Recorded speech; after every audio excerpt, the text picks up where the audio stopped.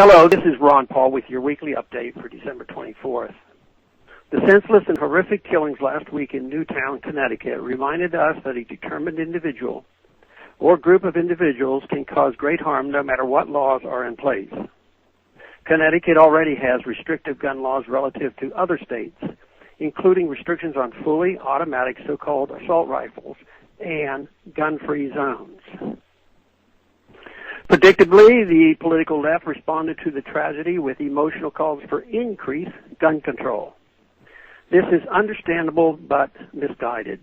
The impulse to have government do something to protect us in the wake of national tragedies is reflexive and often well-intentioned. Many Americans believe that if we simply pass the right laws, future horrors like Sandy Hook Elementary shooting can be prevented. But this impulse ignores the self-evident truth that criminals don't obey laws. The political right, unfortunately, has fallen into the same trap in its calls for quick legislative solutions to gun violence. If only we put armed police or armed teachers in schools, we're told school shooters would be dissuaded or stopped. While I certainly agree that more guns equal less crime and that private gun ownership prevents many shootings, I don't agree that conservatives and libertarians should view government legislation, especially at the federal level, as the solution to violence. Real change can happen only when we commit ourselves to rebuilding civil society in America, meaning a social society based on family, religion, civic, and social institutions, and peaceful cooperation through markets. We cannot reverse decades of moral and intellectual decline by snapping our fingers and passing laws. Let's not forget that our own government policies often undermine civil society, cheapen life, and encourage immorality. The president and other government officials denounce school violence, yet still advocate for endless undeclared wars abroad and easy abortion at home. U.S. drone strikes kill thousands, but nobody in America holds vigils or devotes much news coverage to those victims, many of which are children, albeit of a different color. Obviously, I don't want to conflate complex issues of foreign policy and war with Sandy Hook shooting, but it is important to make the broader point that our federal government has zero moral authority to legislate against violence. Furthermore, do we really want to live in a world of police checkpoints, surveillance cameras, metal detectors, X-ray scanners, and warrantless physical searches? We see this culture in our airport. Witness the shabby spectacle of once proud, happy Americans shuffling through long lines while uniformed TS agents bark orders.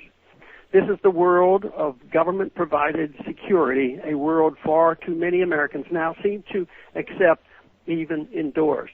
School shootings, no matter how horrific, do not justify creating an Orwellian surveillance state in America. Do we really believe government can provide total security? Do we want to involuntarily commit every disaffected, disturbed, or alienated person who fantasizes about violence? Or can we accept that liberty is more important than the illusion of state-provided security? Government cannot create a world without risk, nor would we really wish to live in such a fictional place. Only a totalitarian society would even claim absolute safety as a worthy ideal because it would require total state control over its citizens' lives. We shouldn't settle for substituting one type of violence for another one. Government's role is to protect liberty, not to pursue unobtainable safety. Our freedoms as Americans preceded gun control laws, the TSA, or the Department of Homeland Security. Freedom is defined by the ability of citizens to live without a government interference, not by safety. It is easy to clamor for government security when terrible things happen, but liberty is given true meaning when we support it without exceptions, and we will be safer for it. Thanks for calling this update. A new update is placed on this number, 888-322-1414 every Monday.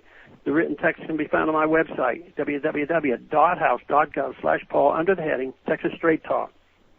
Thanks for calling.